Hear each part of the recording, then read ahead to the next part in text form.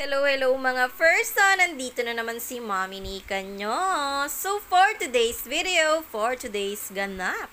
Umagang-umaga nga ay sobrang saya ko ngayong araw na ito dahil may dumating na nga akong parcel for today's video. Mga 4 days ko nga kasi itong hinintay at sobrang na-excite talaga ako sa pagdating nito at eto na nga ngayon, nasa mga kamay ko na. Napasayaw na nga ako sa sobrang excitement at hindi nga pala ito palda ha. Ito nga pala ay lababo curtain dahil papalitan ko na nga itong ating kurtina ng lababo. Para naman malabhan ko na siya, papalitan muna natin ng aesthetic theme. Ayan nga, color beige nga yung in-order ko sa halagang 49 pesos lang isa. 2 piraso nga ang in-order ko dito dahil sa sukat ko nga ay yun nga ang kakasya dito sa haba ng aking lababo. Dahil excited nga ang person, hindi na ako nagpatumpik-tumpik pa. Agad-agad ko nang papalitan itong ating lababo curtain for today's video.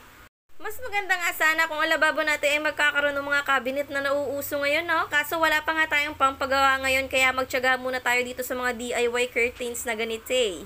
Okay na sana yung fit niya dito sa aking lababo kaya lang masyado namang napahaba yung length niya kaya naman tatahian na lang natin yan at mekos-mekos natin yan para maging sakto na dito sa ating lababo.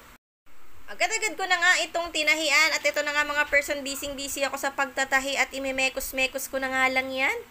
Habang tinatahian ko nga itong kurtina na ito ay inaantok na talaga ang person. Sobrang antok na ako dahil oras na uli ng pagtulog ko. Pagka natapos ko na kasing asikusuhin sila Ate Chelsea nyo at Ate Angel nyo sa pagpasok sa school ay gusto ko na nga matulog ulit. Kaya ito na nga siguro ang oras kaya antok na antok talaga ako habang nagtatahi. Pagpasensya nyo na nga pala at hindi talaga ako professional na mananahi. Minimekos-mekos ko lang talaga yan kaya naman ito na nga mga person ang kinalabasan.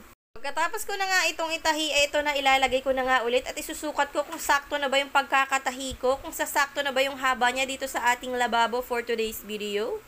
Habang isinusuot ko nga siya dito sa may curtain rod ay nashock nga akong bigla dahil nagkamali pala ako ng pagkakatahi. Napasobra yung tahi ko sa sobrang antok ko mga person, ano ba yan?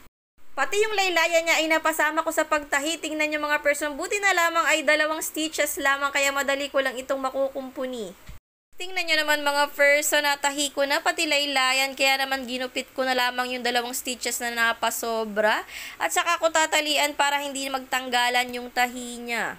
Buti na lamang talaga at 2 stitches lamang ito dahil kung hindi ay uulit na naman ako sa umpisa. Napakahaba pa naman ang senaryo sa pagtatahi nito.